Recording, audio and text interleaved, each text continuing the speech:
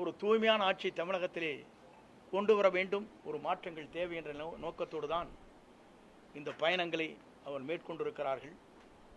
இந்த பயணம் என்பது உங்கள் தொலைக்காட்சி நண்பர்கள் மட்டுமல்ல, மக்கள் இன்றைக்கு முழு மனதோடு வரவேற்றிருக்கிறார்கள். வரவேற்பு மட்டுமல்ல, வெற்றியை சூடுவதற்கு காத்து கொண்டிருக்கிறார், நேரத்தை பார்த்து கொண்டுதான். ஆகவே 2026 என்பது மக்களால் வரவேற்கப்படுகிற, மக்களால் ஏற்றுக்கொள்ளப்படுகிற, மக்களால் உருவாக்கப்படுகிற ஒரு புனித ஆட்சி தமிழகத்திலே உருவாகுவதற்கு நம்முடைய வெற்றி கழகத்துடைய தலைவர்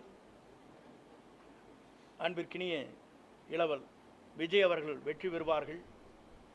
2026 மக்களால் மாபெரும் புரட்சி உருவாகி வெற்றி என்ற இலக்கை அவர் எட்டுவார் என்பதை மட்டும் நான் இந்த நேரத்திலே உங்களுக்கு பணிவன்போடு தெரிவித்து, வருகின்றிருக்கிற தொலைக்காட்சி நண்பர்கள், ஊடக நண்பர்களுக்கு என் வாழ்த்துக்களையும் நன்றியும் பாராட்டுதலையும் தெரிவித்துக் கொள்கிறேன். நன்றி, வணக்கம்.